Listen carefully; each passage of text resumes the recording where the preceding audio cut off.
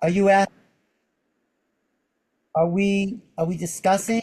Are you, what are we doing, Darren? So, this may just be sort of a precursor or an introductory Hmm. conversation that we have here, but I've long been interested in having a good chunk of time with you, Alan, Thank you. because your history and your work and your mind are so fascinating. So, just to introduce everybody here, we've got Henrietta Weeks, Alan Steinfeld, and myself, Darren Stevenson. Um, and ever since I first encountered accidentally, Alan, one of your videos, Yeah. it was a interview with a South American shaman, um, and he was talking about the mirror gazing practices. Oh, yes, Sergio Magana from Mexico. Oh, Yes. him. Yes. The Toltec. Yeah, totally. Yes, So I exactly. came across this recording and I watched your interview with him with great enthusiasm. And fascinatingly, within 2 days of watching that recording, I had the experience he was talking about. I became aware in dreaming, found myself on the roof of my house. I tried to do what he said. What he recommended was if you can, spin your perspective so that it inverts what you're usually doing, which is looking out into the world. So Mm. his suggestion was that you look back toward yourself from outside. And of course, he says that if you manage this, you will see that there's nothing there, um, which I can't imagine what that experience would actually be like. He also said that if you can't manage that, look at your hands, which is not an uncommon suggestion from lucid dreamers. Of Mm. course, I looked at my hands. Immediately, I was flying. It wasn't like I had a body. It wasn't like my normal identity or consciousness was there. It was like I became flight. So I Yeah. had this experience a couple of times. And a few weeks later, through the graces of Henrietta, you showed up in a Zoom call that we were having. And I That's was right. like, well, wait, well, that's the guy who was interviewing that guy who, Yeah. had this immediate, so few things have such an immediate effect on me, right? So I was really profoundly impressed both with the fact that you brought this person into my life. You were the bridge that brought that person into my life. And then also you show up in my world, shortly thereafter, as if, by magic or uh, So, what's that beautiful word that we use to describe a joyful coincidence? Synchronicity, is it? It's an even better one, and it means, yeah. Oh, I know what you mean. I know. Yeah, it's a really poetic word. Yeah. Yeah. We'll think of it. So I'm so grateful just to even have a little bit of your time, Alan. Um, yes, yes. you, we've had conversations a few times before, and I've been really blown away, not just by the breadth and depth and scope of your experience, but also like your intelligence, your humanity, how well read you are. I mean, you mentioned books that nobody knows about, with very few exceptions. So yeah, I'm just super excited to even have a little bit to chat with you here. You turned me on to the Master and the Servant book by Ian, and that's a very important book because it explains this fascination with channeling. These people think they're channeling something, but they're really breaking down the walls between the left and right brain. And then they think they're channeling, like, someone from, and there are channels, but most people are not channeling anything except their own right brain. And you, That's very interesting because it matches up with my own experience. I'm a bit allergic to what we might call woo. On Yeah. the other hand, there are there are people whose experiences are profound. Hmm. Um, you can yeah, tell the difference when they're speaking most of the time, perhaps not always. Speaking of smelling, I just have to check something on the stove. By all means. Yeah. And Darren, I was going to say, one of the things that Alan told me recently was he spent a lot of time with some of these big names in the UFO field, like John Mack and Bud Hopkins. So those are kind of really interesting questions to ask him, like what, because John Mack is like one of my favorites to sort of turn to from that era, because he took Have you read some of Mac's work? How were you yes, introduced to Mac? huh? How did you discover Mac? Through Alan. I mean, Alan introduced me to the whole topic, which was kind of a cool story actually, because I went to see, like, Alan and I just became friends, like you, just instantly as soon as we met. I was like, I've known this guy forever. He's so incredibly friendly and open, and we can talk about everything, which is one of my favorite things and doesn't happen that often in that way. Anyway, I went to one of his panels on astrology in New York City, and he was doing what he does, his moderating. And he was great with this really robust panel of astrologers, but then he kind of said this throwaway line of like, well, you know the UFO phenomenon and alien abduction is the most sort of pressing question of our time. And then he carried on, and I thought, like, wait, if Alan is saying that, like, surely there's got to be something there. I'm not looking at it. Like, why aren't I really paying attention? So then we began all these conversations. And Alan and I had this strange experience when, I hadn't known him that long, but I was sitting in his apartment there, and we were talking intensely about the topic. And I felt like I just fell into it. But suddenly I was seeing like these triangles floating over his head. Um, and I still don't really know what that means, but that happened. It was just like there were lots of things that kind of, it felt like a tumbling into something. Well, I still don't really understand much about it, but that did what happen. are um, kind of a signature of the Right. phenomenon?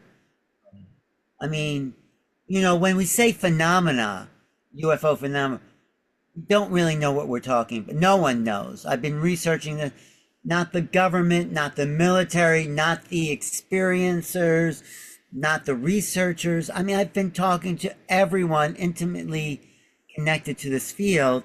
I have to say, I'm writing this in my next book, but I'll give you this line. It's what Arthur Eddington said about Einstein's theory. Do you know that famous line?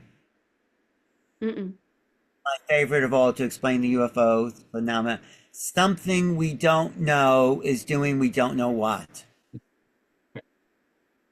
That explains that explains all we actually really understand about what's really going on. A lot of people talk about manipulation these days, like we're being manipulated, psychically, visually, behavior. But that's a human perspective. Is it manipulation? I mean, yes, from a human perspective, but is it something else? I don't know. That's the question. I mean, we are being influenced, but, I said this at Contact in the Desert recently. It goes back to what Einstein said. Is the universe a friendly place? And, that's the question you have to answer for yourself. Then if it is a friendly place, then maybe we're getting assistance. I believe it is a friendly place. Look, it's made it very comfortable for humans to be here. It's So, true, in our media and such, we see catastrophic depictions of violence Mhm. constantly, right? And yet, in my actual life, admittedly a privileged and blessed life, I've Mhm. seen nearly no violence, almost well, none. people That's like to true. thrive on intensity, and I have a whole theory about the archons feeding off emotionality. Hmm. Know about the archonic invasion? Just going to close my window to reduce the traffic noise for a moment. Did we talk about that, Henrietta? Did we? No, I mean, I don't really look, I don't know what I think of all these sort of narratives, really. Oh, it's just another narrative. It doesn't mean anything. I mean, Well, the narratives are not meaningful until we use them with each other, That's right. either to help us see together or to occlude our capacity to see together, right? To replace it with some uh, representation, for example. Um, my my roommate Mike Resel was at Contact in the Desert. Uh, maybe I met him. What does he do? Anything? I will ask him, uh, and I'm going to be doing some interviews with him as well. He's been deeply enmeshed in the topic. This is how he and I met, Ah, because I have a in my own history, I have a couple of profound non-ordinary experiences. Both yes. of them were somewhat long-term, but not continuous. Hmm. And of course, I'm happy to answer questions, but that's not what I'm here to talk about today. So, Alan, if I may just ask you a few rather direct questions. Want? I'm an open book. So, tell me something about your childhood, you growing up. What was important to you? What bothered you? Did you have Well, yeah. Did I have what? What was it? passions, antipathies, whatever you want to share? Good questions. Think I would see figures out the window going to sleep, faces, but maybe every child sees that. Um, I did want to be an astronaut because that was big when I was growing up. Everyone, I actually had an astronaut helmet, I think, or maybe it was a football helmet. I thought it was an astronaut. And then it's in my book. If you read my book, I start to become obsessed with science fiction in sixth grade. This is something we share. Yes. Right, because it had the answers. It had answers of parallel universes and life on Mars or wherever other planet. I mean, it was already thinking outside the box science fiction. I mean, there was one story where, and this was a new concept to like a 10-year-old, where people would project their consciousness into robot bodies and they'd be able to walk around as robots with the consciousness, their human conscious in these machine bodies. I mean, that was the Digby Allen series, and I think that's what it was. That was I still remember that. That was 10 years old or something, and I ordered those books. I don't know even know, but it was a great series. And these books, I'm sort of synesthesic, so I get a feeling from colors or Hmm. Hmm. baseball teams would give me certain feelings, like the Yankees versus the Mets or the Giants. Or I would feel it's not emotion. I would feel a sensation. Also, what would give me sensation is different colors on cars when they're real. You got that too? So interesting. Yes, when I was little. Yes. Did you ever Like see the light bright toys? maybe I don't Those know. were almost psychedelic, right? They have these little pegs. There's a black front piece, right? And you put these little pegs in the front piece, and they would shine with this incredible, um, like these days we have LEDs, right? But these were sort of like the LEDs of our childhood. Right. It was something about the metallic glow of red and blue, particularly when they're shiny. And this, I remember my father bought a Cadillac. It was like with the fins. This was like 19s, and that was really like something from the future too. That was a feeling. I don't get those feelings as much, but I do can get it with colors, different color combinations like orange and blue or black and gold, which happen to be my high school colors. Uh, but they're not emotions; they're just feeling sensations. I don't.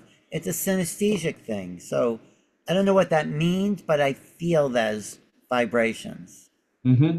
That's very familiar to me. And you know, uh, the mothers and fathers of my mind were science fiction authors. I've read thousands of science fiction stories. So What's from one of your childhood on, what's one that was how I was educated. what do you remember? Which ones are your favorite? I mean, I read everything. So first of all, before I was even in kindergarten, my parents read Jules Verne to me. So 20,000 Leagues Under the Sea. And I Mm. mean, there's a lot of symbology here that I think people miss. I'm sorry, what were you gonna say? Oh, I just said Journey to the Center of the Earth was really he didn't go far enough, you know? I think he was onto something and then he censored himself because there's a whole civilization in the earth, I'm pretty sure, that he probably knew.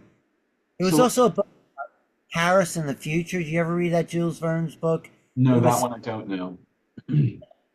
a lot of things that happened. I think, he wrote in the 1800s. He predicted Paris in 1960, and a lot of it, was remote viewed. So, There's some things people don't know, um, I think that are important because especially lately, I've been learning a lot more about the ancient Greeks and the mystery traditions and so forth, particularly the relationship between um, women, snakes, and initiation, right? These three topics. But Mnemosyne, the mother of the muses, Captain Nemo, his name is clearly from this. He's the oh, protector of the oceans, and the oceans are the origins of life, right? They're the source of the possibility of memory. He is a protector of the feminine, right?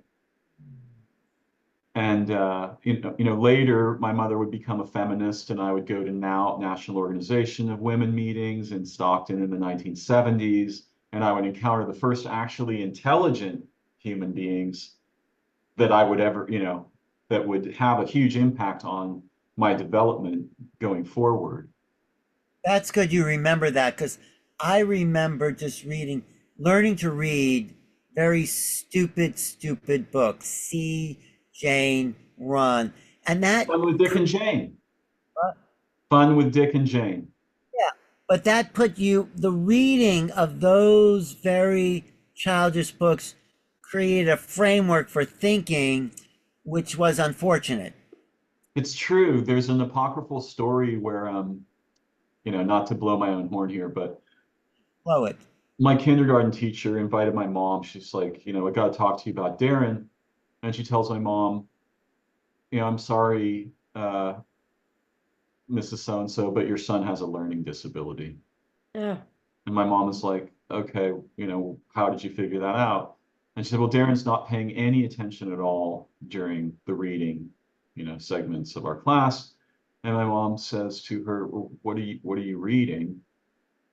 And she gives her literally the same book you're talking about, Fun with Dick and Jane, right? See Jane Run. And my mom, I feel sorry for my kindergarten teacher and kind of for my mom. My mom says, Darren's reading 2001: A Space Odyssey. My husband and I are having trouble understanding this book. Do you read any Arthur C. Clarke?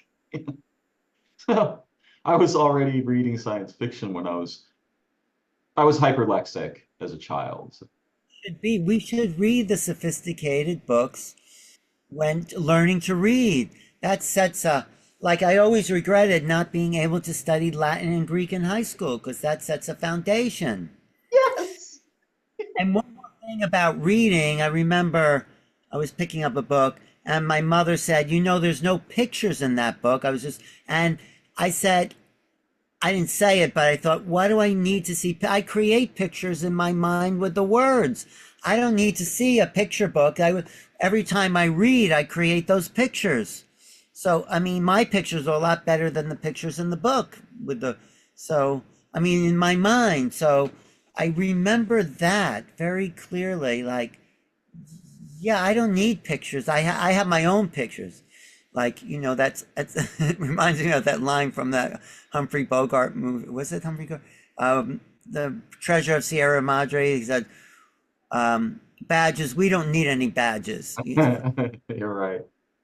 Anyway, it's something like So, and is there You were very smart as a child. What's your memory of reading and learning to read? Um, I read fairy tales. Oh, And my mother read me lots of like really interesting stories that I remember being very dark and exciting, like scary, you know. And yeah, I was very lucky. I mean, like you're saying, I loved pictures, but I certainly didn't need them after a while yeah. because, like you say, it was sort of limiting. Yes. So yeah, but Lovely. I really loved, scary stories and I loved Roald Dahl, for instance. Never read him. He was English, so we didn't read him. Yeah, just kind of mischievous and dark, but and then yeah, and now it's interesting, my nephews, for instance, I don't know, literature seems a little bit more kind of bland. I mean, I'm not quite sure if Class. it is, but that's, you know, I'm glad that I had access to all kinds of different texts. Yeah. I really liked Ray Bradbury myself as a child. Not Isaac Asimov. He was not a Oh, really? You didn't? Yeah. very sophisticated. Except one movie, one short story called The Last Question. You ever read that book, short story? Is that Isaac Asimov? Oh, you know what? I was talking about my childhood. Yeah. I mean, later on, yeah. Oh, you read fairy tales, and that did that set a kind of structure of perception reading fairy tales? Yeah, and also not just it wasn't just books, but television in England in the 1970s was kind of really interesting. There were lots of good like science fiction-y type series. Obviously there was Doctor Who, but there were also these other ones that, everything was hyper imaginative in the children's programs and sort of trippy. And it was just like extraordinarily fun and wild. That's what I remember about it. Like, and joyous, and scary. There were so many interesting films. Hammer House of Horror, which was so kind of bad, but they were so excited. They were very simply done, low budget, imaginative. The Snow Queen was my favorite film, No. which was half animation, half reality, based on I think it's like an old Swedish, Nordic myth, the Snow Queen. Hmm. Anyway, No, that's great. No, that's why you're magical. Grew up with magic. well, I also just grew up, we were so lucky. I grew up like just running around in the woods, you know. Yeah. I mean, that's what I did most of the time, and often alone. So it was Yeah. like, my friends were the trees and the animals and the things that I made. And then I had friends too, but it was like we'd spent all day outside in the woods on a bicycle, Yeah, that's good. That's fun. Yes. right? Yes. So we were lucky because we didn't have phones. What's that, Darren? So I'm curious if you had experiences in childhood that you would categorize as out of the ordinary or that perhaps catalyzed. Oh, by the way, the word that I was looking for earlier was serendipity, That's it. Yeah. right? Serendipitous that I met you just shortly after I first saw you. Yeah, so I'm curious if you have any recollections from childhood of anything non-ordinary that may have piqued your interest or made you curious or troubled you. Well, I do remember this. I was very hyperactive. It's a good thing I wasn't born later. They would have put me on drugs because I just I could never, like I guess if you're a child, that your parents like to put you in bed before it gets dark. I could never go to bed before it gets dark. And so I'd be laying in my bed. I think I must have been 2, maybe 3 years old.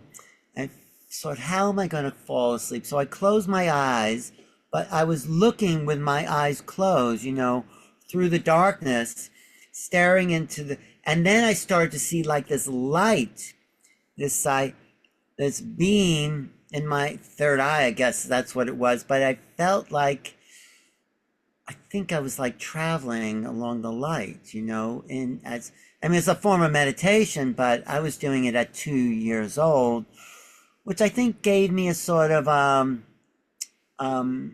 omniscient awareness about reality. It's kind of disconnect, it's I could step back and, see the drama around me because I had that inner space. I thought there must be just as much of an infinite within as there is out there. People say the universe is infinite, but I think we're this little sheet, this film between the infinite inner and the infinite outer. And I came to something like that as a child, that sort of like, yes. The other interesting thing, I'm writing about this also in my next book, is I remember looking at a television for the first time, and everybody was very excited, but I didn't see anything on. All I saw was this, because it's black and white, this kind of gray fuzz. There was nothing. People were reacting to this. I could not understand what they were seeing, and then suddenly there was some movement on television that kind of matched the movement of people in the room, my family and friend.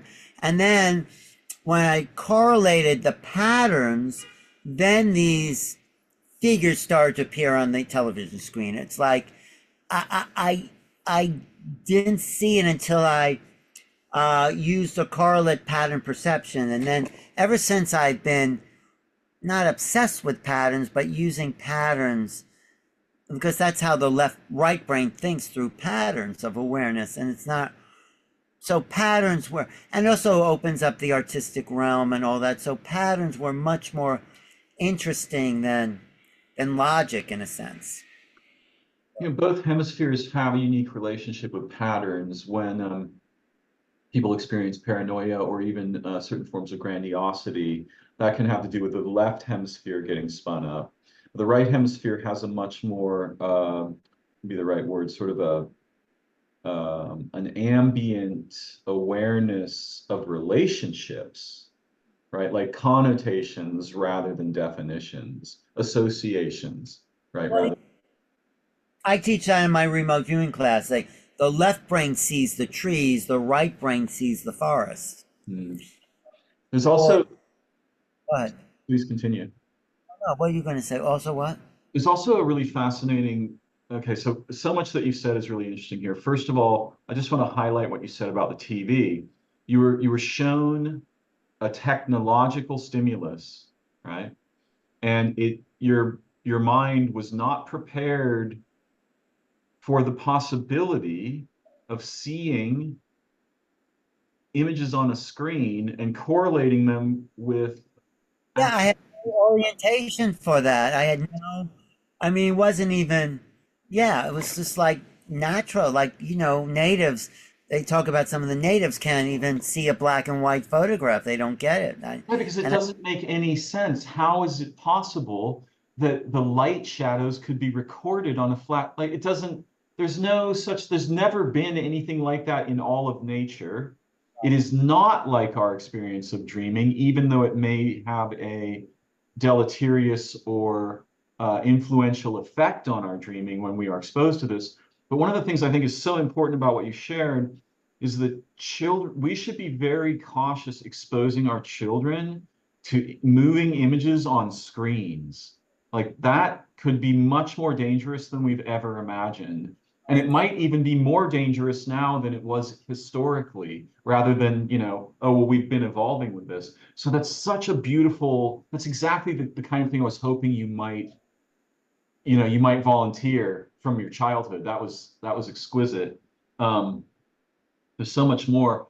Today, earlier in the day, I was talking with a brilliant young man. He was talking about the Greeks and how they thought about perception and consciousness and stuff. And the things that you said tonight about your experience of closing your eyes, seeing the light, traveling on that light. Many of the Greek philosophers did not believe that we were capable of perceiving reality because we are trapped in our human sort of structured sensorium.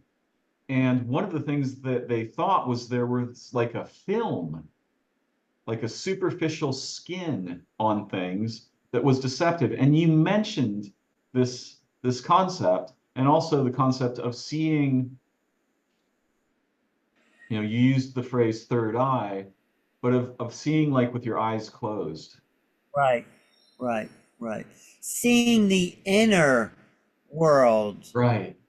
Well, I'm very visual. It developed my visual. No, I wasn't drawn to music. I mean, I like music, but I do like visuals. It's more my entertaining art form is to look as opposed to hear thing. I mean, music's and all that, but yeah, visuals are my key into So creativity. you are primarily a visual rather than a tactile or auditory thinker. Is Yes, that's my main uh, thing. And loving what I see, everything is just so fascinating. I mean, you're such a warm spirit. You're very unusual because you're profoundly intellectual, but you're just like this warm, human, heartful being. Thank you for saying that. It's a very uncommon mixture. Is it? I think, don't you think everyone's just like you? I mean, I do. I You wish know, more people were like you. I'll say that much. I think everyone, well, of course we're all different, but I don't know. I think the prejudice of humans is to meet someone and say, until you get to know them, of course, they're similar to you. And then you realize that they're not, and then that's a whole other story there. But Okay. fascinated with the world and stories and movies. Jack the Giant Killer, I still remember that movie. That was like somehow the movie theater was crowded, and maybe I was 5 years old, and I sat by myself in this big screen, and it's like there was this animation, very primitive by today's standards, but fantastic, multi-dimensional kind of realities on the film screen. And that was also another doorway into the possible or the impossible. So Henrietta, do you have any memories from your childhood of non-ordinary experiences that you'd be willing to share here? Yeah, I mean, well, definitely in my dreaming, I had very well, sort of strange recurring dreams, which I think you and I have talked about, Darren, yes, in the past. Yeah, and but it's interesting listening to Alan talk about how he was visual and he saw that light, when he closed his eyes. For me, I have to say, um, I must be a feeling person. Like I always had like uh sensations, call them intuitions if you like, but that was kind of how I was understanding humans. Like, wow, why are they talking this nonsense? Adults, or wow, this feels really good, or this feels really dark. So it was definitely like, I feel like I was this kind of sensing organism in that way. Um, so I did have some experiences when I was a little older of, ghosts and visions. I mean, if I saw, well, I could just tell you one of them. I was 16, probably 16, 17, and I was walking across a field in England back from school to my mother's house. It must have been about 10 at night. I did that walk every night across fields on the downs, and out of nowhere appeared a white horse, like suddenly in my pathway, and there was a fence and a bush, so it didn't come from anywhere. And because I didn't know what I was looking at, other than it was a recognizable white horse, but I wasn't sure if it was real because it seemed to be glowing. And then we just kind of stared at each other. I don't know for how long. and then it disappeared into the bush, but it didn't go anywhere, like it should have come out the other side. So, you know, that was definitely one of my strangest experiences. And then just because we were speaking about UFOs, I saw at the same kind of age, I saw it was either 3 or 5 of them, I can't remember exactly, on a clear day in the same place, actually. Interestingly, Alan, I just realized that it was like as I was walking the dog up a road that was very clear to that exact spot I'd seen the white horse. They were above me in the sky. In the daytime. In the daytime. Yeah, a very ordinary day, just walking the dog, very clear blue sky. And then I saw these things in the sky that I thought were like planes, you know, doing in formation, which Mhm. I'd seen before. But then I realized that they weren't making a sound. There was no sound. And the way they were moving was not recognizable to me. Like they weren't, it wasn't, they were going forward and then backwards, but rather than that thrust of reverse, they just kind of went backwards and then down, you know, like the movement made no sense to me at all. And there was no sound. And then they kind of disappeared, but I didn't know how they'd gone. Like it wasn't like they went up. They just, So that part of England is a very well-known UFO spotting area, right? well, no, that this was in West Sussex, which I think is probably, I don't know if it has many, but the place where I grew up, Darren, in England, a place near Manchester, it was called Preston. And it was my stepfather was in the army, and we lived very close to this to the military, what do you call it, Ministry of Defence headquarters, like right next to it. It turns out that that's a very big UFO hotspot, but that's where I spent my earliest years. And that's when Alan and I have discussed the dream, the recurring dream that I used to have, which I think I've told you about before, but you know, perhaps that's for another time or later today. If you don't feel comfortable sharing about that right now, that's okay. Well, I do, but I didn't want to Okay. hog the I'd time. like to hear, I'd like to hear what you care to share. Okay, so that recurring dream, which happened all the time between the ages of like probably 6 and 10, something like that. Because at 10, then I went to a boarding school somewhere else, so I wasn't there. But it was just and I would have it quite often. It would start by me, I was lying in my bunk bed. I would try to turn on my light because I felt scared. At this point, I didn't know I was in a dream. So what I would do was, if I was scared, I would turn on my light and I would read a book. But in what would happen is I would turn on my light and it wouldn't come on. And then I would know that I was in a dream, right? And it was the recognizable dream. And then I would hear these like footsteps around the house, and I knew that they would be coming in. They would be entering the house, and I was afraid. So I would go through to my mother and stepfather's bedroom, and they wouldn't be there. The bed was made up, and my parents weren't in the bed. So I was like alone in the house. The footsteps were surrounding, there was all this commotion, and then I would hear them come in and they would be searching for me. And at that point I would go and hide and try all these different hiding places, and I'd be kind of like running from room to room. And then I would go and hide under my bunk bed, and it would be very cold. And then the dream would always end when they would come in. One of them would like look under the bed, that I had my back turned to them, and it would end with, I would always wake up by this finger being run down my back from my neck to the base of my spine. And I didn't know what that was, but it was just so incredibly like weird and creepy. And that's when I would wake up, and I just had that dream all the time.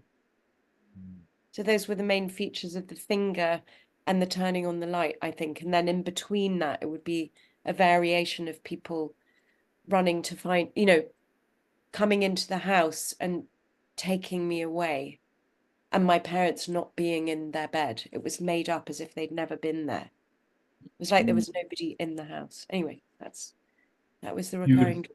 So glad you shared that. I don't know if you realize how both unique in its personal relationship to you that it is, but also redolent with classic themes of the sort of liminal space in the between of I'm not fully asleep, I'm not actually lucid. Um, the attempt to turn on the light. I ask people questions about this all the time, about their dreaming, particularly. I'll run them through a series of questions. Have you ever seen the sun? Ever seen the moon? Have you seen stars? Have you ever attempted to turn a light switch on? What happened when you tried to turn the light switch on? And I remember one night I went to my girlfriend's house and she was quite disturbed. And she said, I fell asleep and I woke up in the darkness and I went to turn the light on and it wouldn't go on. But the light wasn't off when I woke up. And the room wasn't dark.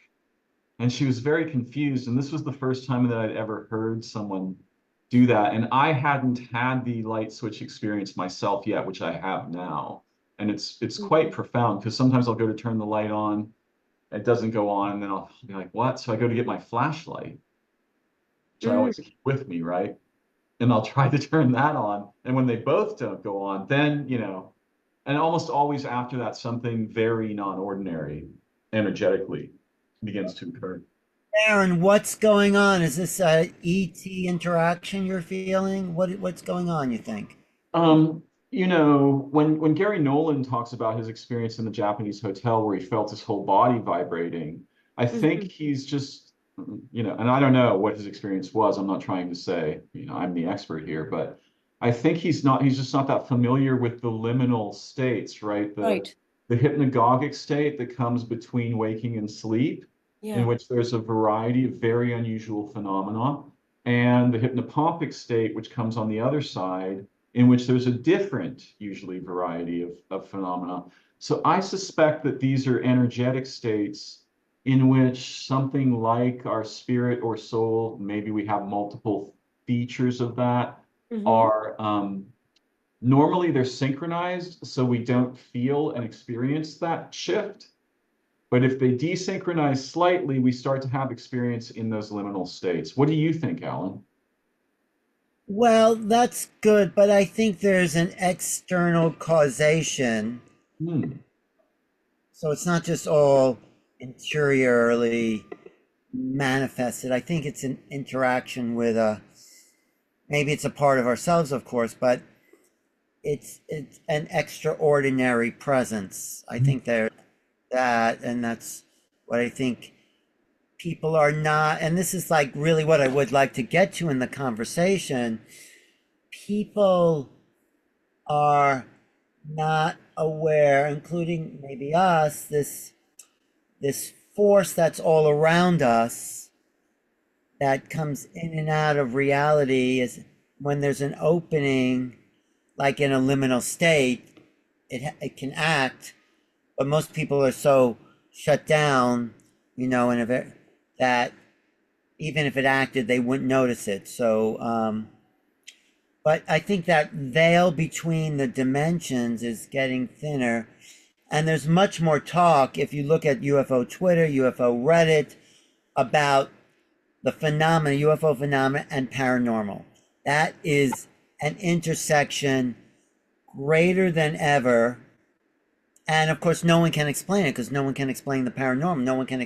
So, but we're seeing that. I mean, that's really the beginning of, if you read Skinwalkers at the Pentagon, that's why Lakhovsky went to Skinwalker to understand the relationship between UFOs and the paranormal, because that was a paranormal spot. And I think the paranormal is a ridiculous word for something that is in a way always here, In other words, it's not supernatural, it's natural. Please continue.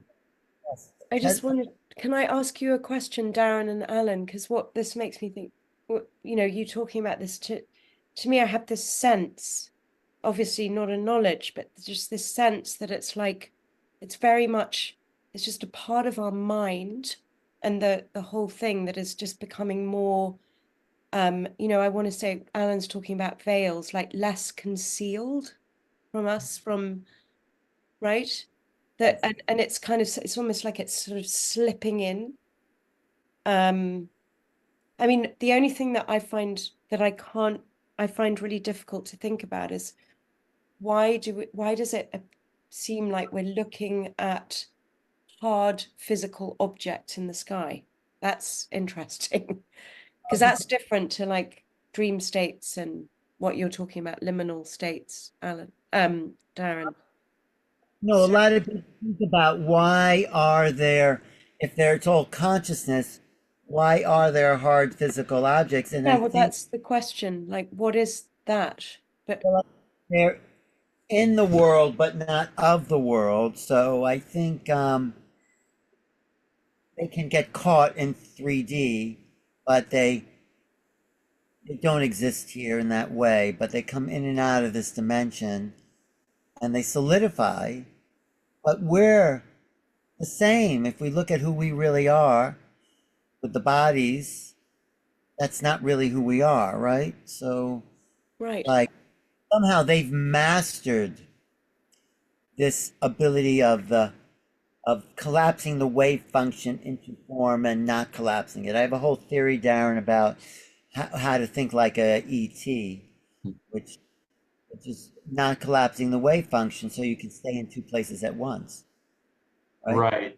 Remain in superposition. Exactly. Yeah, Oh, I have a very similar perspective, and I think what we see in what we probably see in the sky, first of all, what are what are UFOs? Well, it's not one thing.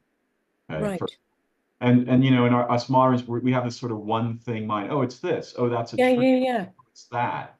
That's Whatever things might be, it's never that simple unless our concern is very trivial, right? Is this a glass or not? Of course, it works there.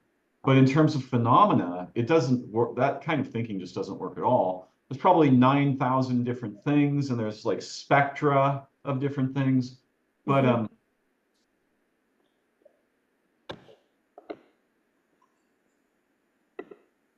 the Greeks believed that we had a secondary form that they called the soma pneumatica, the spectral body. Hmm. And the mystery traditions were uh, were catalysts for producing this kind of experience in us, and possibly actually in producing a death experience, so that we like completely get outside the human for a moment. I don't know. But what I'm trying to say is that I think there's a range of phenomena. Some of them might be relatively similar to just actual vehicles. Like this is a physical vehicle, possibly from another planet. Some of the spectrum might be that. But I Yes. think unfortunately, there's a really weird correlation between UFOs, gods, angels, archons, Yes. Titans, right? All of these, there's a correlation. I'm not saying they're the same thing. I'm Yeah. saying they're related and it's complex. Problematically, the way we moderns think, the way we use categories is insufficient, in my view, Yes. to encompass these phenomena or um, to shed light upon, to illuminate them to our thought. What are your thoughts, Alan? Just our whole structure of reality has to be reformatted, right, Henrietta? Um, we are paranormal in the sense that we we create the realities around us, So I mean, people have said that, and it's we create William James said we walk in a atmosphere of our own creation. You know, he also coined the term stream of consciousness. William James. He was totally into psychic phenomena too. So, and he was also the father of American psychology. So he had all this stuff. Do you know Jonathan Bricklin, Henrietta from the Open Center? No, I don't. You should visit him. He wrote a great book about William James. It was quite the visionary, and he's the one who said other forms of reality exist right around us, and apply the right stimulation, they appear. So he experimented with psychedelics. He nitrous oxide was really big in the 1890s, and he would experiment with that and go into these other worlds. Now it's DMT, but maybe it's all the same thing. Mm. I bring I that up because definitely, what? I Yes. definitely, well, recently I've experimented with much smaller amounts of psychedelics, psilocybin specifically, where and that was really interesting, being able to slip between, I don't know, very like different channels. Whereas if you kind of blast off, then that's a whole other Right. encounter with reality. But a lot happens for me personally, like which is not about my personal psychology, or it doesn't seem to be, which is interesting. It used to be, but now it's kind of like whole other worlds that I do not recognize. Like Yeah, literally that's where we're. With Is microdoses? with what? With microdoses, No, Henrietta? not Oh, microdoses. oh, This was like, for instance, this was just 1 gram as opposed to 3 or 2.5. It was a very different experience. I wanted to say something about, you were talking about the structure of reality. Oh yeah. Like, could it be that just, if we are becoming, right? If everything is still in a stage of becoming something, like the UFO is, like Darren says, I love thinking about it in terms of like it's 9,000 different ways of yeah. becoming. So we're just kind of feeling our way there. But Alan and I, this summer, Darren, were in England together, and we were talking about crop circles, right? Because we're both really interested in that. And where I live in England, it's quite a hotspot for those. And one appeared the next day, like 5 minutes from my house. So Alan and I got in the car and we like went up there, and we were able to kind of go and explore this particular one. And this farmer, we met a very down-to-earth farmer who just kind of, we were lucky enough to meet him, and he said, yeah, I can show you some on my phone from like 4 years ago, from last year. And he was like, I have no idea what they are, but I don't think that some of them are man-made. They're just like, it's impossible. And this was this guy who was, he had no like real interest. It was just they happened to keep appearing on his land, and that was how he was interested, you know, right, Alan? It was like a very interesting thing. And Darren, I want to tell you too that this field that it appeared in was right in front of this 5,000-year-old burial no. site, which is Yes. called a Long Barrow Mhm. in England.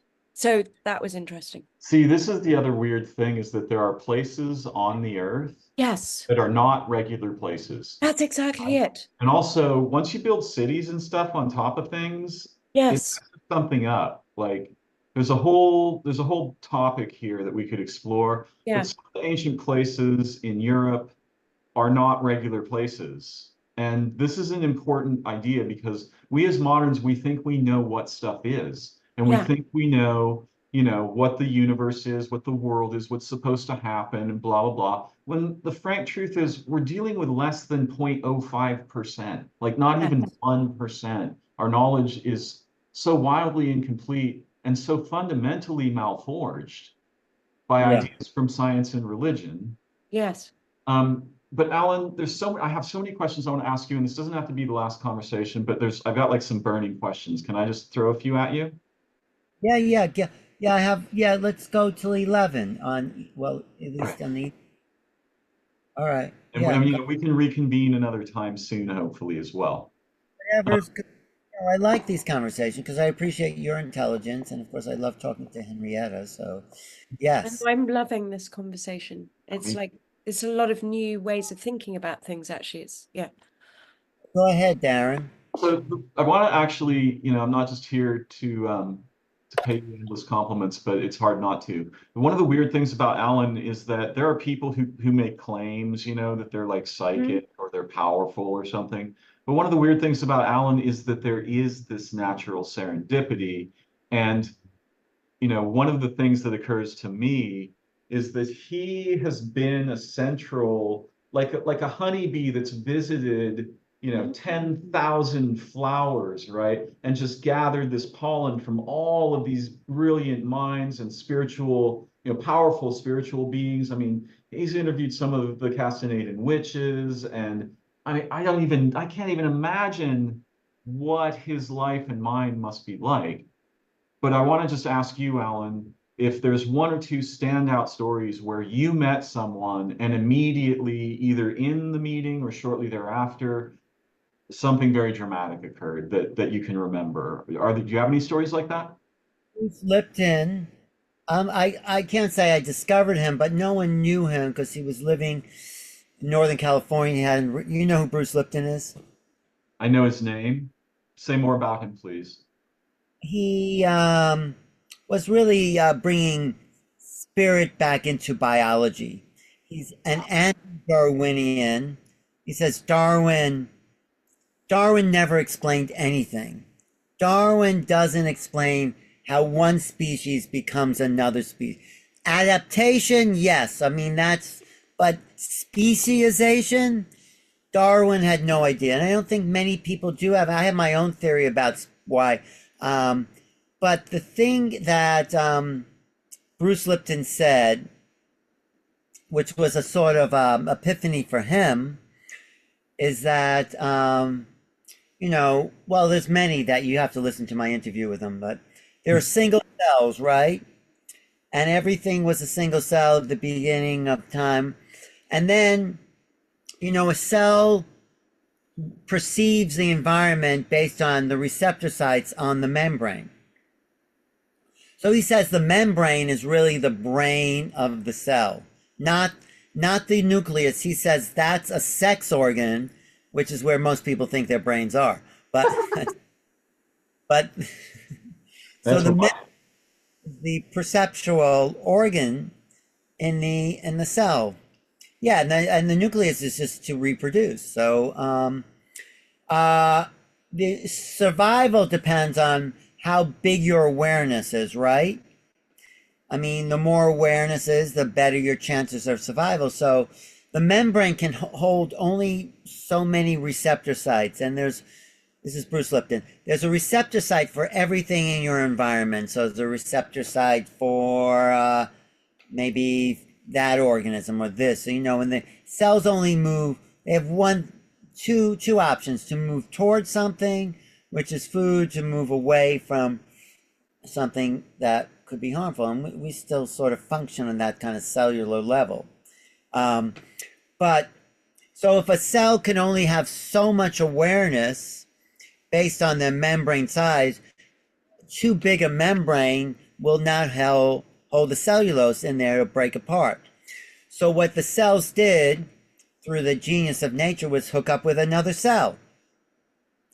And they say, you look that way, I'll look this way. And they formed colonies of cells, but they weren't organisms yet.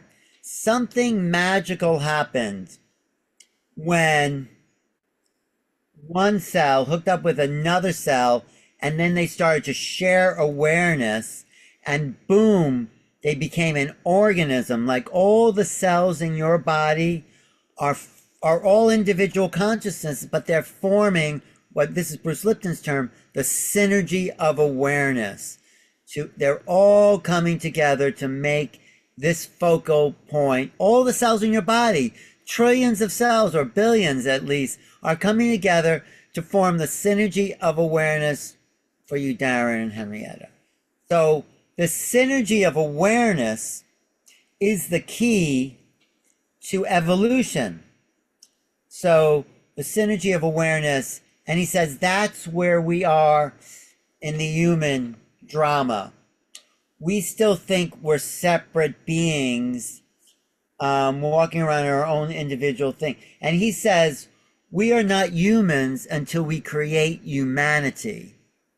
That's when we all come together, realize we're all part of this bigger superorganism called humanity.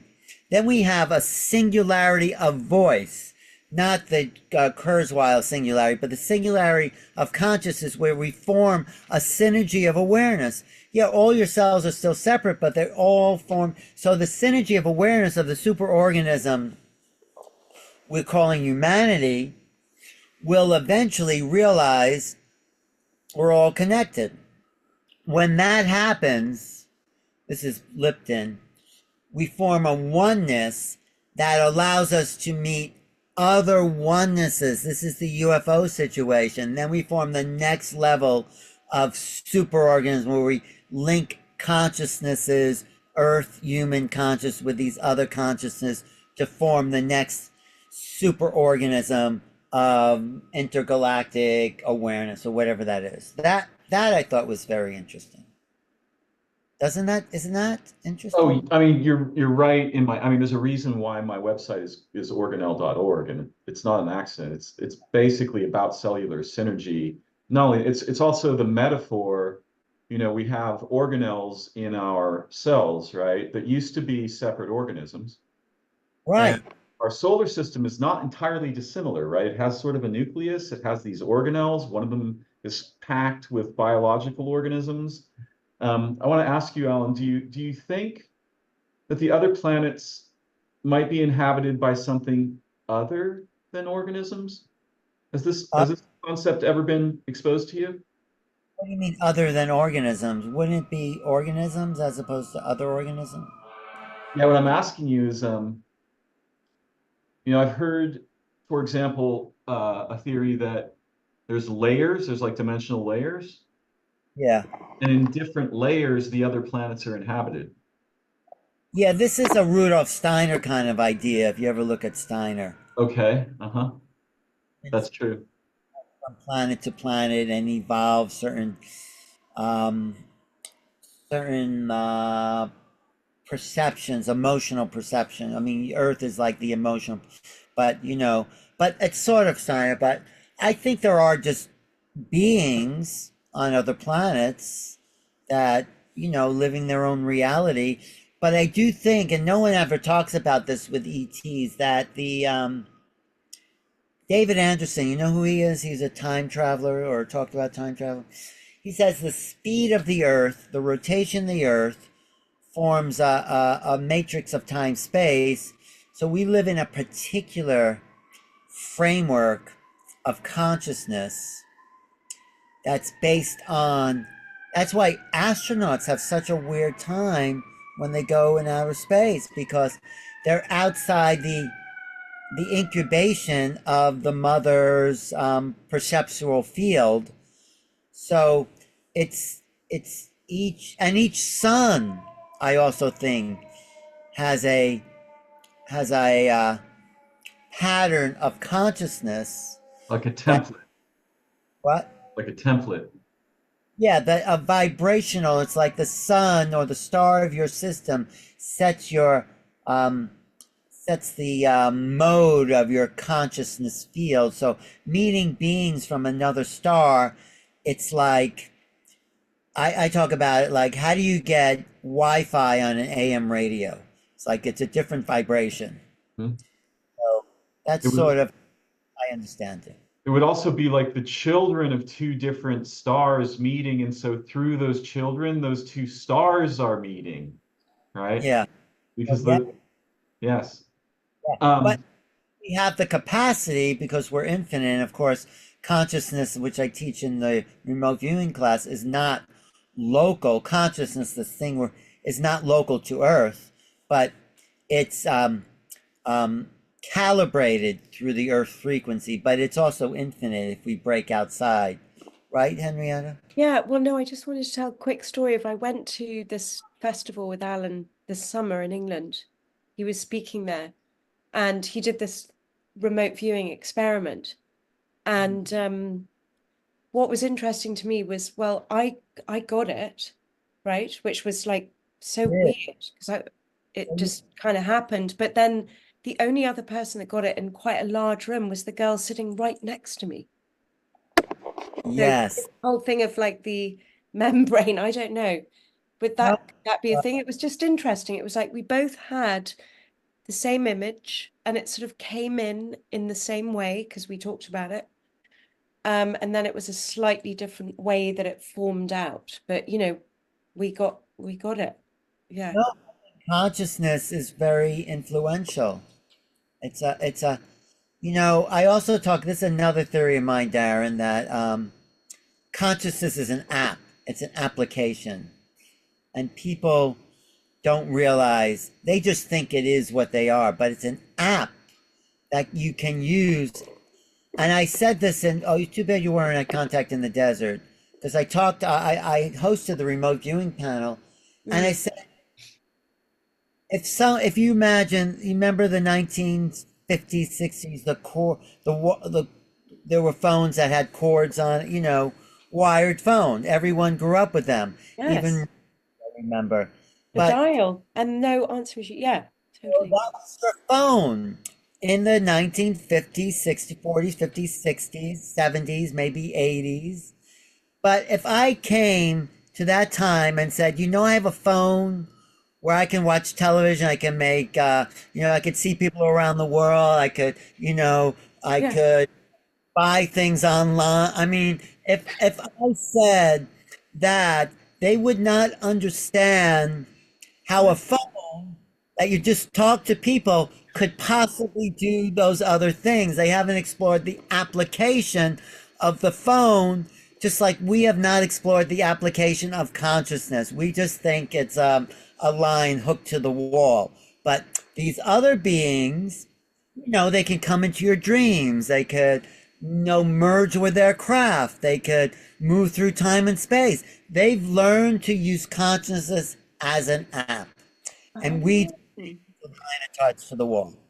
That's the difference. That's beautiful and That's brilliant. amazing, Alan. I really like that.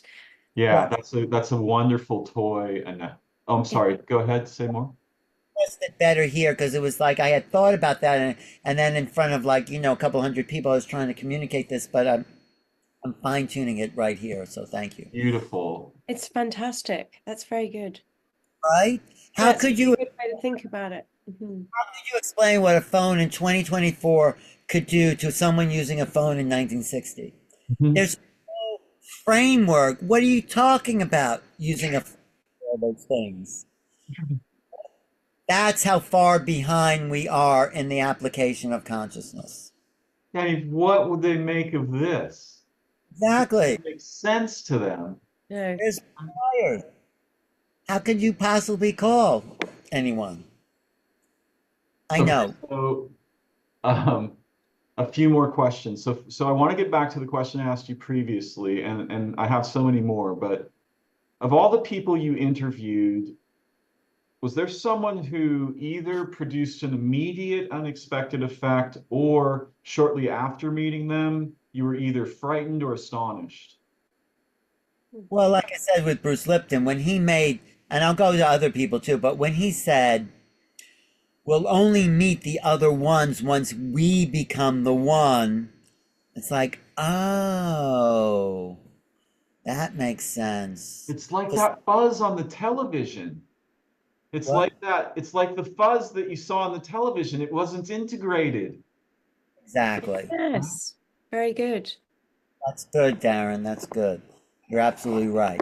Yes. So it's but Nassim Haramein, another genius, you Oh, know, he's amazing. Yeah.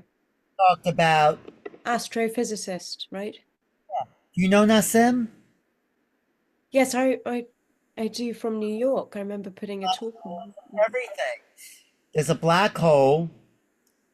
The universe is actually a black hole. The whole universe itself, but also the smallest edge of that black hole is the Planck's constant, because that's as small as we can see. But inside that, there's another black hole. But inside every atom is a black hole. he says there's no strong and weak forces. That's just a fudge factor. There's only gravity and electromagnetism, and they're really effects of mass interacting with other masses. So, but he says, so there's no weak force and strong force. What's holding the atom together is that implosion factor, that pulling together. And that's why atom bombs, when you pull these atoms apart, create such a huge thing, because there's such a strong force holding matter together. That's this black hole sort of in the center of atoms. And you're ripping that apart, you're just creating this massive chain reaction. I mean, he doesn't quite say that. But inside atoms, inside every cell, there's a black hole. Inside every human, you know where the black hole is in humans? I could guess What do you guess? behind the umbilicus. I would say it's more in the heart, because that's what gets the heart beating all the time. That force. And there's black holes in the center of every star. There's black hole in the center of every galaxy, which you see, it's obvious, and there's one more thing. The dark energy and dark matter sort of is also another fudge factor. They're just not calculating the real weight and mass of black holes, which are doorways into other dimensions. So they don't even know what that is. So anyway, what were you going to say? Henrietta? Oh, I just Yeah. wanted to say about the black hole just briefly, because I'm a person that sort of feels things without really understanding intellectually sometimes. The black hole thing, when I've been around people that are slightly sociopathic, or I've discovered they are, I always get the feeling of the black hole is right where you said it, Darren, like right there in that sort of like gut womb, that area. It's like there's nothing there. That could be, yeah.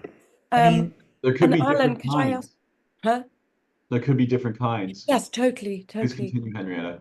Alan, I just wanted to ask you to, just when you mentioned Nassim Haramein, and so it's interesting that you've pulled those two people out, but I want to take you back to Darren's original question, because I'm really curious, like he is, about all the hundreds and thousands of people you've met and interviewed, and also just met and been curious about, because Darren Allen is a person that will just talk to anybody, at any time, and have really fascinating conversations. Like, they don't have to be famous and well known and they've written this book. They're just like a kid on the street. That's interesting to me, more so in a way.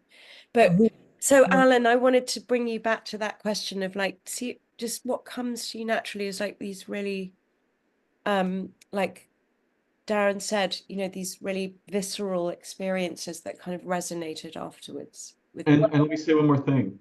yeah. Not theories. I Yes, want to know exactly.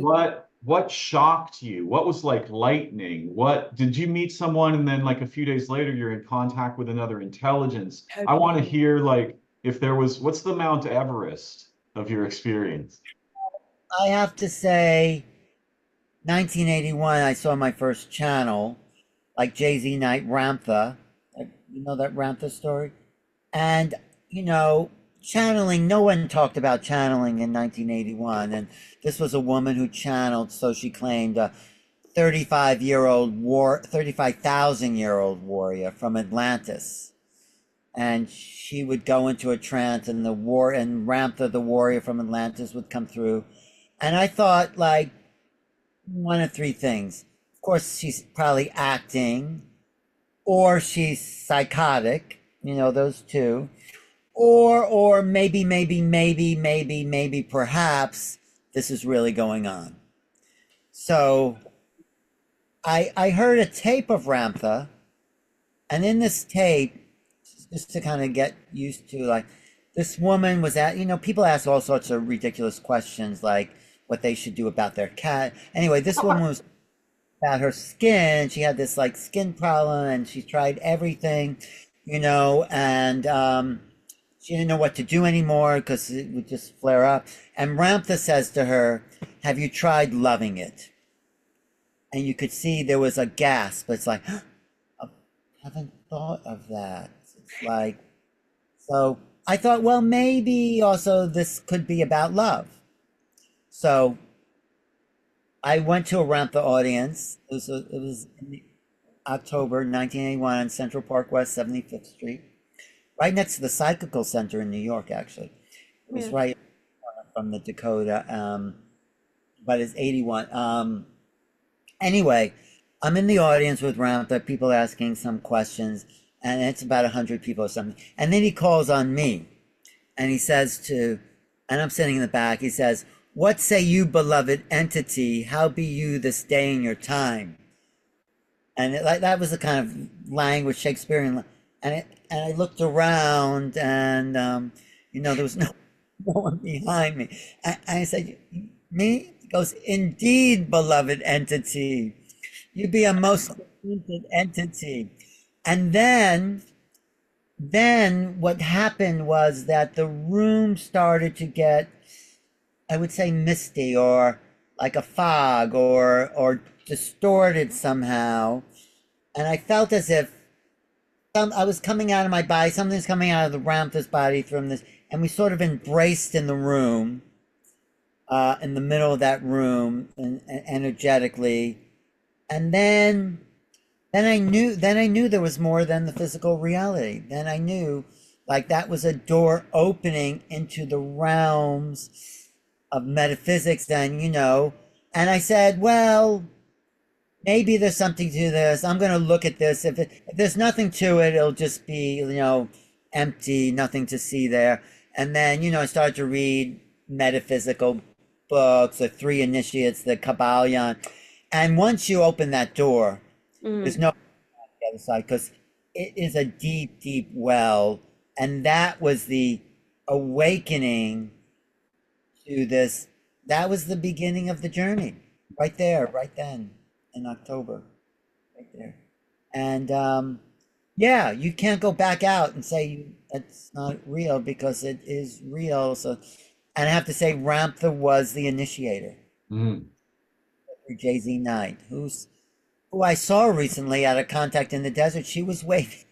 I was on the stage. She was waving at me. And I said, "Who's this woman waving at me?" And I said, "Oh, Jay-Z. Hi." Judith Knight is her nick, Judith Z. Anyway, I know her whole story. And she was waving at me from the stage. I used to be waving at her.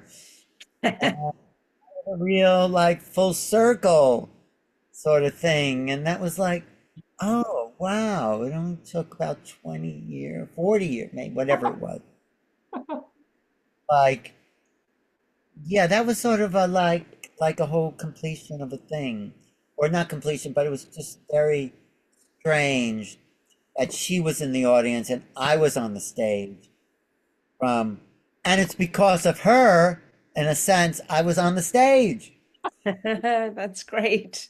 Open the door. And I have to also say, my father was very spiritual. Oh, yeah, I like this. I was He just get, thinking about your early childhood and your spiritual experiences and what your father was and introduced you to. Yeah. Father gave me permission, because he was interested in, but he was also a tourist, and he grew up poor in depression. He had to make money. And because he was sort of a searcher seeker, like, oh, it's okay to be that way, because my father's into it. It's like that was a good role model.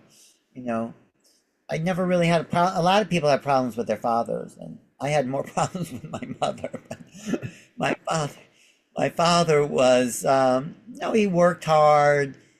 Made What money. what was your spiritual practice together? What would you do?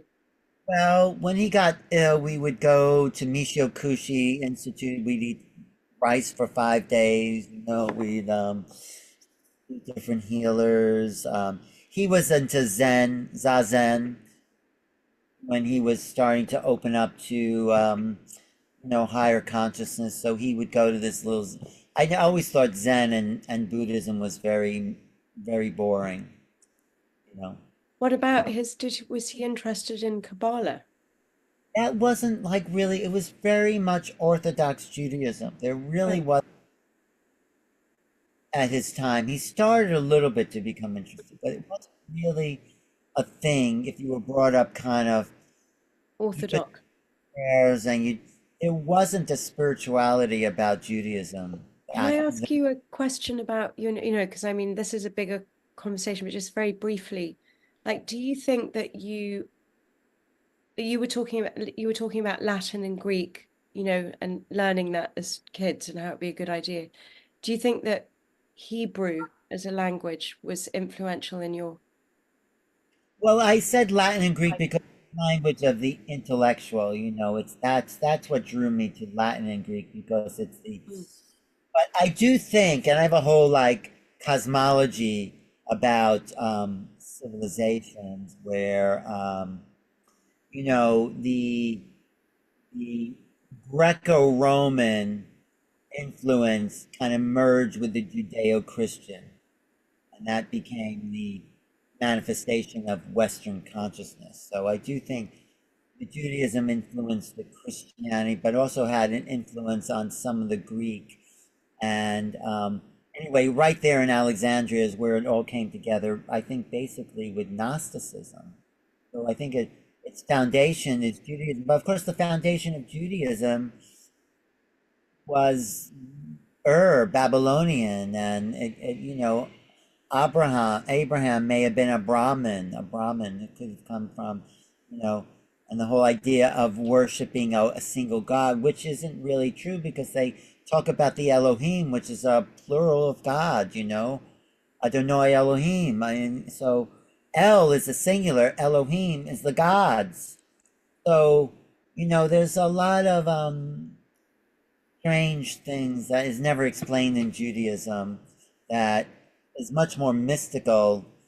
And I think Kabbalah is one. I think if you read Carlos Suarez, you should read Carlos Suarez when you come back to my apartment. He's a real Portuguese mystic. You like him, Henrietta. He's very smart. I like him. Yeah, he's a whole different. He's really mystical. But Yeah. anyway, Judaism, Hebrew, it's not it's the maybe the spiritual language of the West, foundational, but it's not the intellectual language, right? That's my thing. That's interesting. But So Greek is the foundation of Western thought, in a sense. there's a lot of controversy recently about whether or not the Torah ever existed in Hebrew before it existed in Greek in terms of it being written at all. No, what about there's all these Dead Sea Scrolls, there's all these buried Torahs. I mean, I think it must, no, because the Hebrew language is sourced from the Torah. I think the Torah, no, I think it's an ancient tradition. They just don't last that long because they're written on sheepskin, and sheepskin probably doesn't last for thousands of years. But yeah, then it was translated into Greek, into Latin, into English. So to return to the question, other stories of something that really deeply affected you? Your initiation was a very powerful story, but Other stories that affected me like that. well, with people, meetings with people, right, that really influenced you or produced an unsurprising result. The Ramtha thing, I think, is the most dramatic for me because that was a moment of shifting reality. That was seeing UFOs. What was the first experience of that? Oh, I was actually in New York City, I, and it was after I think the Simon and Garfunkel concert. And I was walking home down 6th Street, Henrietta, and I saw a light in the sky, and it looked like it emitted a blue beam. And just as I thought to myself, did I just see a blue beam come out of this thing? It did it again. So strange. But and then in my book I talk all about meeting this woman Jane in Sedona and our travels together and how we were both abducted together. And I did feel what I met her in Sedona at a workshop called Laugh Your Way to Ascension. And I felt her as she walked into the room. But she was with a friend I wasn't sure who I was feeling in the room that had walked by and kind of stimulated my aura. But after I met them both, I figured out, oh, okay, it's this one. And then I think we were both taking a board together. And, we traveled around after meeting her in Sedona. We drove back cross country where I think it was in North Platte, Nebraska, that abduction took place. My abduction, where there was a mark on the back of my leg. And it's interesting, it's the same leg that's been bothering me, Henrietta. I think it may have been Oh, back and of the etheric implant from back then. Darren, do you know quite a lot about these strange marks that appear on people? I wouldn't call myself an expert. Oh, okay. I've But followed you've UFO topics since I was a child. oh, you have. Yeah, Yeah. very But so close. you know, yeah. Have Um, you, a have you, Aaron, have you been taken aboard? No, but I had a long experience of contact with a non-human intelligence that was with Mm. Oh, So really? yes, Oh, my whole the intelligence you see in me today is the result of that. Yes. And Trend. that's how I was first drawn to your work, Darren. I mean, just because it's like, who is this? This is like, oh. doesn't sound like a human. It's I too intelligent. want to interview you about that, Darren, okay? Absolutely, I would love that, and I want to have more conversations like this one in the very near future, like within the next week or two. Um, okay, where were we going here? Um, so the answer, Henrietta, is no. I have known a few people who spoke of having implants. I am familiar with the topic. I have read a bit about it, Mhm.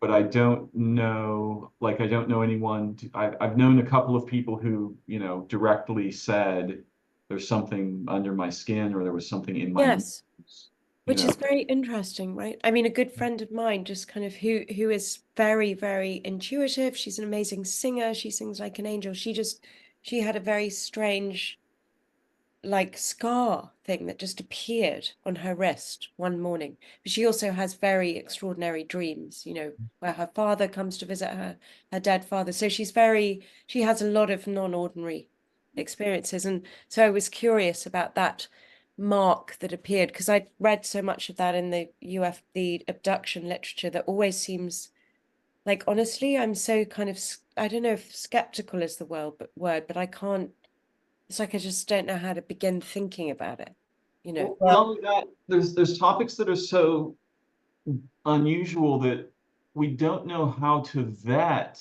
the Yeah, reports. that's right. So we can't tell, like, how do I even tell the difference between the stuff that's real or that's, relatively important? And then there's two real problems here. One is madness and delusion. Actually, there is such a thing. Sure, Yes. Alan will be back in a moment. I'm So, listening. okay, so madness and delusion actually do happen, right? And it Mhm. doesn't mean that they're wrong. Yeah. There's nothing valuable in there. It just means that it's scrambledy, right? Yes. You can't Right. necessarily trust the surface story. That's right. I've known people who went out of their minds. Hmm. I had very close friends who were schizophrenic or psychotic. Yes. Yes, me I too. have had moments of my own consciousness where I have become disoriented um, Hmm. in what I'm paying attention to and why I'm paying attention. That's a good way of putting it. Yeah. Okay. And so often what happens, at least what has happened with me, is that my threat sentinel lights up, and that is so powerful that it warps my cognition around it. That's such a good way of putting it. Actually, I remember talking to you about that, but that's a good way of. So I've had experiences of that. So there is madness and delusion on the one hand. Then we have objective fact, which is what we get from empirical, quote unquote, pursuits of mankind, which are very weird, by the way. If, we should Yes. talk at some point about just how strange the idea of empirical reality is, because it's very, very weird. It's much weirder than well, we did the test 500 times with 500 people and the same thing happened every time, right? Okay, great. But what portion of reality does that refer to? Like less than a Yes. thousandth of 1% or Yeah, something? that's right. And then, what you were saying about your friend Henrietta that I think is very important because it cued me into something. And in conversations like this, there's something very powerful happening that resembles what Alan was talking about when the cells come together and form a That's right. singularity, right? Now we can all see better because of the brightness of each of our minds and our hearts and our history and our passions, right? Yes. That's real magic as far as I'm concerned. I just Yes, I say this agree. one very strange thing. If there were a dimension of our ordinary lives in which we could safely interact with other realities and other intelligences, it's obviously dreaming. You say your friend has unusual dreaming experiences, she wakes up with something, in her wrist or whatever. Manifest. Yeah. How, why do we think that, okay, we have the same problem with dreaming that we have with UFOs. Okay. Yes. Those things might be actually just relatively ordinary dreams, Yes. but the whole range of experience isn't ordinary, not by a long shot. That's right. Yeah. So we should help each other think more intelligently about these topics and experiences and potentials for the much more than merely human that we are and can be together. Well, you know who talks about this in a good way is, although I don't agree with a lot of it, is Donald Hoffman saying that space and time, objective, subjective, these are illusions. These are not realities. There is no subject object. There is no time and space are fabrications. They don't really exist. They only exist in the mind that creates them, but there's no time or space in the reality of consciousness, basically. He doesn't say that, but I say that. So fabrications of frameworks, but there's no essence of themselves. Oh, Darren, I have a question for you. Have you seen a UFO? Have you seen things? Yes, I thought so. Yes, Yeah. twice, but I wouldn't say that what I saw, the first time what I saw is probably more properly called a fireball. Oh, yeah, yeah, yeah. Also spoken to friends who've experienced those. Very, It lit up the night sky about 4 times brighter than daylight, and I yes. believed immediately that someone had detonated a nuke. So I just thought, oh, we're dead. It's over. My Yeah. friend's on the other side of the tree. He's like swearing. He's looking toward it. I'm looking away from it. It was nuts. It was crazy. I've seen some other very weird things that were explained away as rocket launches, but certainly didn't look like a rocket launch to me. Hmm, hmm. And then very recently, I saw um, a configuration of white flying objects in the sky over Stockton. And I pointed out to my son, I'm like, what the hell is that? He's like, Hmm, I hmm. don't know. You know, the only conceivable explanation I have for that sighting was that it could possibly be drones in a formation, Oh, yeah. possibly, but I don't know what that was. And I also had a weird feeling when I was looking at it. Oh, well, that's interesting. Yeah. Yeah. Uh, and it is interesting, I loved what you said, Henrietta, when you were talking about your experience with a UFO, um, because you said it wasn't making any noise. Exactly. But there's something even weirder than that, which is that many UFOs seem to cause a form of silence, Oh. right? Oh, Well, what's the phenomenon? A good friend of mine who saw one when she was a child with her father, who was like a judge, right, in Westchester County. Before they had the experience of seeing this huge ship the size of a football field actually come down into like this shaped her whole life. But her father, who was excited for about 2 weeks and then completely banished it from his mind. But before they saw that, they were driving in the car and they heard a noise that was high pitched and like nothing they'd ever heard, which caused him to like pull over to the side of the road because it was freaky. So I don't know. I'm just interested in like There's always a it on every level. there are silent UFOs, but they also make these sounds, and they also light and sound are a big part of the UFO activity. Look at any abduction report; it always Uh-huh. involves sound. So yeah, it's a complex phenomenon. It's not ever the same for two people. But anyway, I should go soon. But Darren, I do want to hear about you're looking much better too, and you look much happier than you did last You time. do. You do. You look healthy and Well, happy. I'm actually just so absolutely elated to be having this conversation together with you all. Like this is a very high point in my world, and I'm super excited. Well, and also let's hope it leads to more like really soon. I would love to hear you both speak about things a lot more. I'd like to be able to ask you both questions actually. How are you doing, Henrietta? How's Portland? Oh, it's great. I love it. It's beautiful. It's bursting with beauty Is and it sunshine. And it's lovely to see my friend who's writing the most fascinating book. about what? Or you can't Well, tell she's a us. criminal lawyer and she works on, clemency petitions to get prisoners out of prison who are wrongly convicted. So there's a lot of like extraordinary stories of, you know, what happens to these people inside, and just it's amazing, and how it's affected her and her relationship. So She is an actual human angel. no, I know Great guy. that's well, that's why I'm interested in Yeah, like she is an what actual. she's doing, you know, and in the context of her life. So this book is going to be amazing because it's kind of her life of where she goes from point, beginning to now, and how That weird world in England, which I know because we were kids together. We've known each other since we were children, to this, how she's actually doing this in Portland. Like she's got out more prisoners in Portland than ever in the history of how Portland.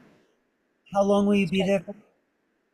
Just another week or so on this particular journey, this leg. Not gonna Yeah. set I'm going to the prison soon with her. I'm super excited to meet some people and kind of go into an environment which I don't know and I want to. are you staying with me when you come back? Do you need a place? Yeah. Thank you so much. No, I'm good because I'll go back to Brooklyn.